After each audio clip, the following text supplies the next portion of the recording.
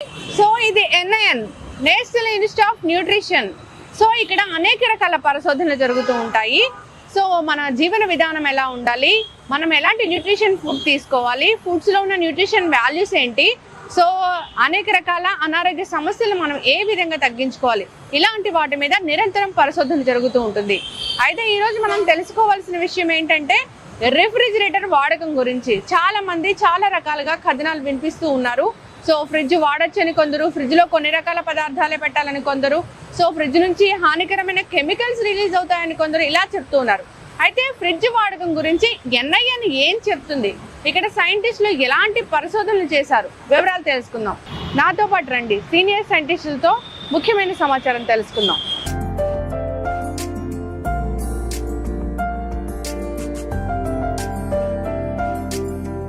So మనం మాట్లాడుకున్నట్లుగానే fridge వాడకం అండి. సో ఫ్రిడ్జ్ని ఎలా వాడుకోవాలి, ఎలాంటి పదార్థాలు దాంతో స్టోర్ చేయాల్సి ఉంటుంది, సో దీంట్లో హానికరమైన కెమికల్స్ ఏముంటాయి, హానికరమైన గ్యాసెస్ ఏముంటాయి, సో వివరాలు తెలుసుకుందాం. సో ఈరోజు మనతో పాటు ఉన్నారు సీనియర్ సైంటిస్ట్ డాక్టర్ సుబ్బారావు గారు, ఎం గౌరవరపు ఫ్రమ్ ఎన్ఐఎన్.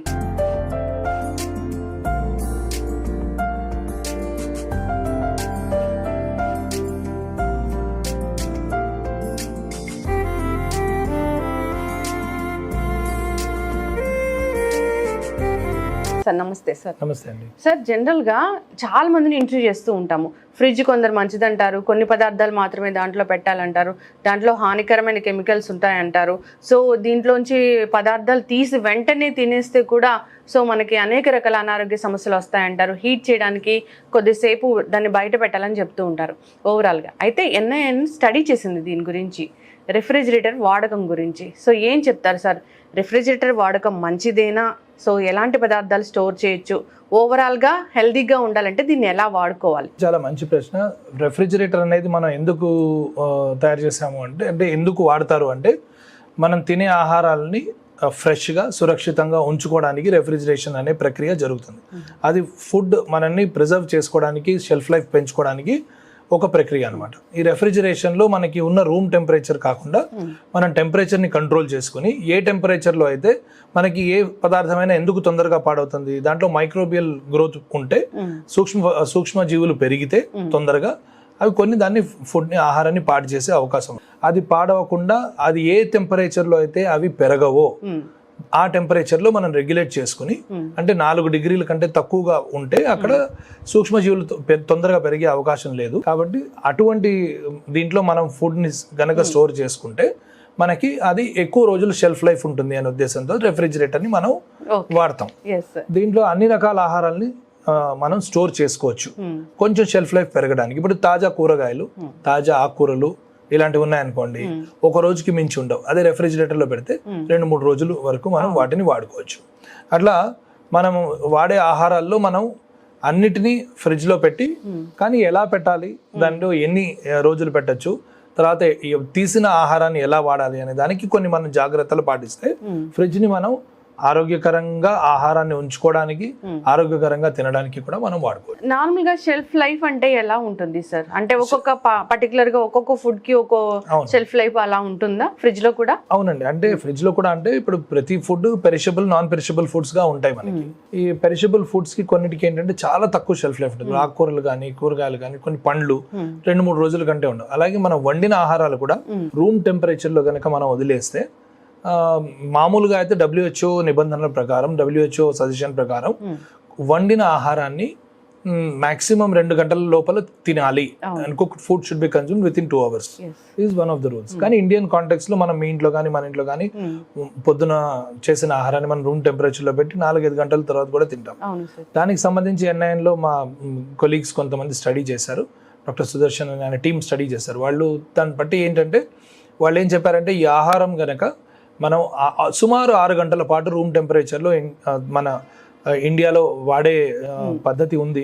సుమారు 6 గంటల వరకు వేరే హ్యాండ్స్ తోటి కానీ, వేరే క్రాస్ కంటామినేషన్ కానీ జరగకుండా ఉంటే, దాన్ని సరిగ్గా దాచుకుంటే రూమ్ టెంపరేచర్లో కంటిన్యూ అవుతుందని చెప్పారు.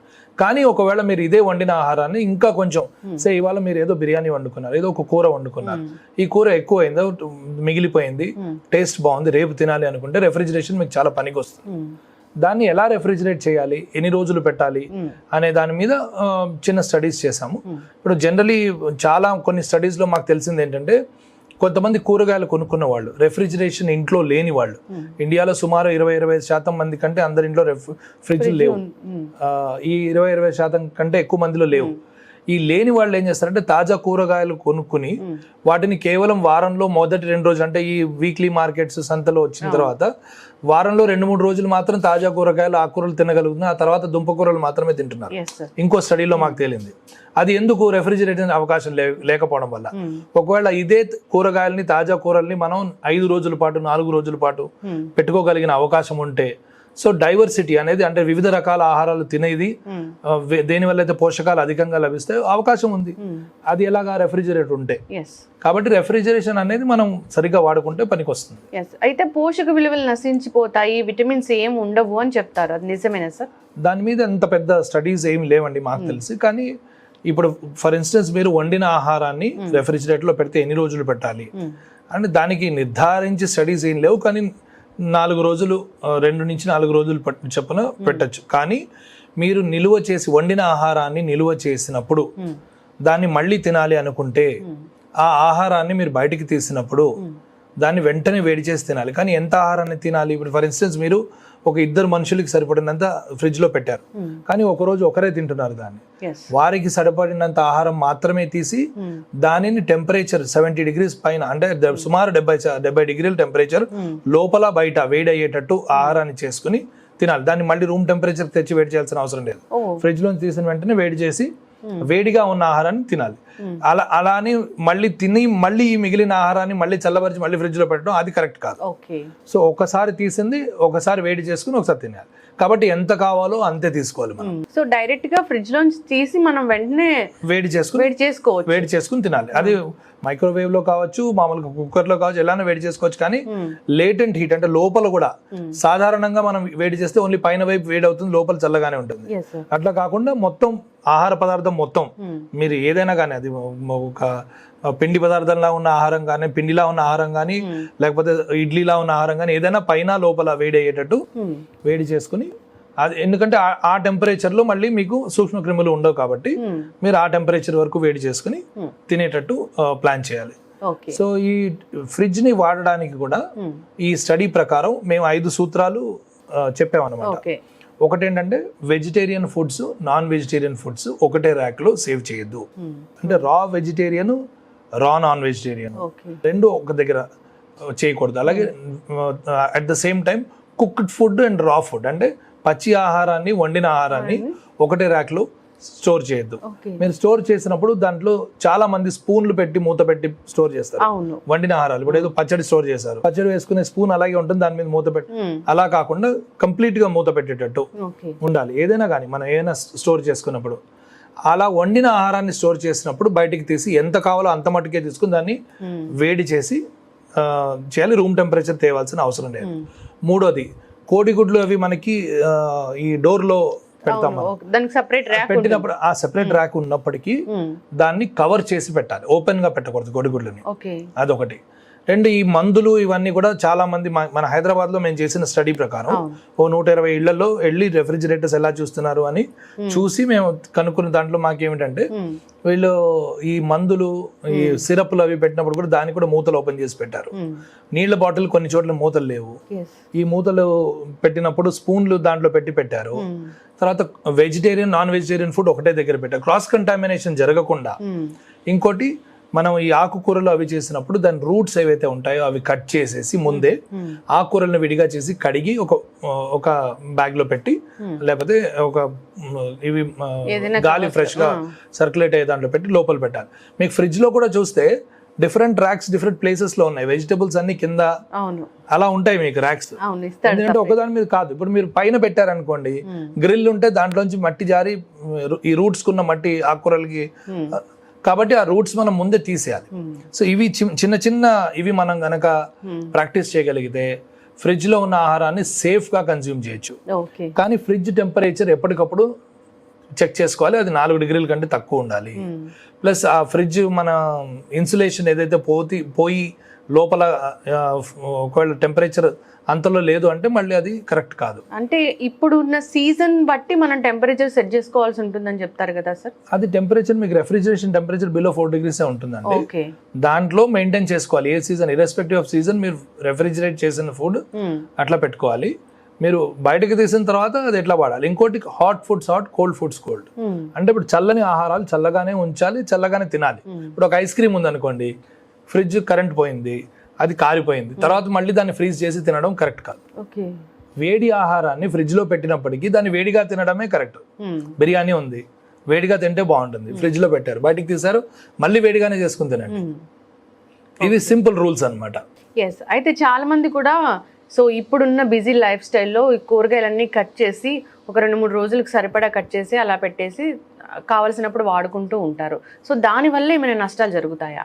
కూరగాయలు అవి మనం ఎప్పుడు వాడుకుంటాము, ఫ్రిడ్జ్ లో దాని షెల్ఫ్ లైఫ్ పెరిగి ఉంది కాబట్టి అది అప్పుడు తీసి అప్పుడు దాన్ని కడిగి తర్వాత కూరలు కట్ చేస్తేనే బెస్ట్. ఓకే, అది that is the best way. Fresh గా కట్ చేసుకుంటేనే బెస్ట్ వే నాకు తెలుసు. సో ఎన్ఐఎన్ స్టడీలో చెప్పినట్లుగా నాన్ వెజ్ వెజ్ సపరేట్ గా ఉండాలి, కుక్డ్ అన్కుక్డ్ సెపరేట్ గా ఉండాలి. ఆ ర్యాక్స్ కూడా వేరు వేరుగా పెట్టుకుంటే బెటర్. ఇప్పుడు vegetarian rack, non vegetarian top rack లో పెడితే వెజిటేరియన్ కింద ర్యాక్ లో పెడతాం. అలాగా ఒక ½ an hour అలా కరెంట్ పోతుంది సార్ నార్మల్ గా. అలాంటప్పుడు దాంట్లో ఉన్న ఫుడ్స్ ఏమైనా పాడే అవకాశం ఎక్కువ కాదు. అండ్ లాంగ్ డ్యూరేషన్ పోయి టెంపరేచర్ వేరీ అయితే ఛాన్స్ ఉంటుంది పాడవడానికి.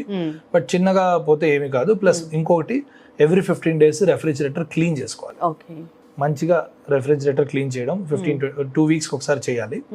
అది కూడా చాలా తక్కువ ఉంది హైదరాబాద్ ప్రాక్టీసెస్ లో.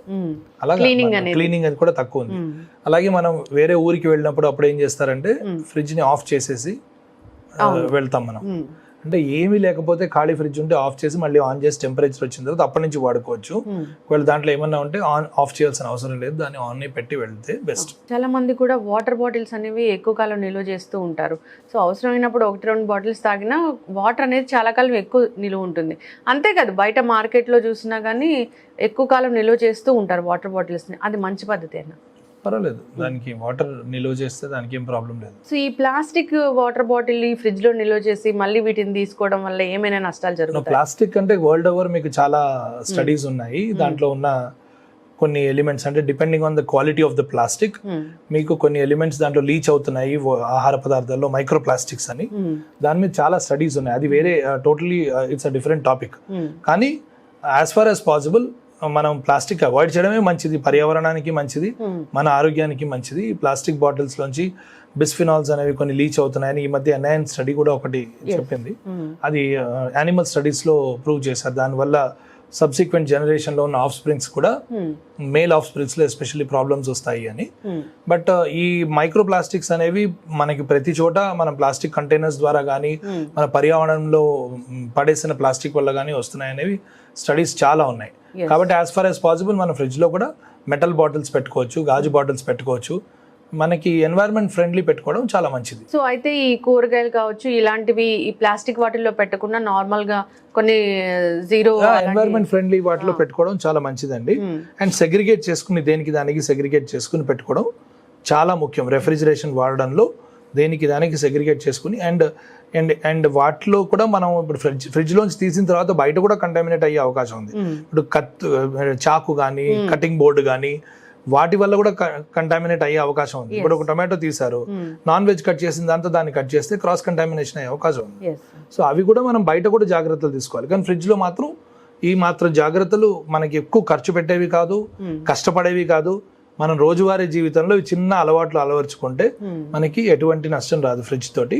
ఫ్రిడ్జ్ అనేది మన యాజ్ ఐ సెడ్ మన గుడ్ క్వాలిటీ ఫుడ్ ని షెల్ఫ్ లైఫ్ పెంచడానికి వాడుకుంటే చాలా మంచిది. దాన్ని వేరే విధంగా మనం దాన్ని సరిగ్గా పరిస్థితిలో వాడుకోలేని పరిస్థితిలో కొన్ని ఫుడ్ సేఫ్టీ ఇష్యూస్ వచ్చే అవకాశం చాలా ఎక్కువ. దాంట్లో కూడా లైఫ్ అనేది ఉంటుంది. సో మరి షెల్ఫ్ లైఫ్ ఇంక్రీజ్ చేస్తుంది. 1 month 2 months అలా దాన్ని స్టోర్ చేయకుండా 5-6 రోజుల్లో మన కుక్డ్ ఫుడ్స్ అయితే 5-6 days. అండ్ మనం పెరిషబుల్ ఫుడ్స్ ఏవైతే ఉన్నాయో అవి చూస్తే మనకి తెలుస్తుంది. ఇప్పుడు డీప్ ఫ్రోజన్ ఫుడ్స్ ఉంటాయి. ఇప్పుడు బఠానీలు కానీ తర్వాత కార్న్ కానీ అవి ఫ్రోజన్ వస్తాయి. వాటిని ఎప్పుడు డీప్ ఫ్రీజర్ లోనే ఫ్రోజన్ కండిషన్ లోనే పెట్టాలి. తీసిన తర్వాత వాటిని కడిగి డైరెక్ట్ గా వంటలో వాడుకోవాలి. సో మనం మార్కెట్స్ లో చూస్తూ ఉంటాము ఫ్రోజన్ ఫుడ్స్ చాలానే ఉంటాయి.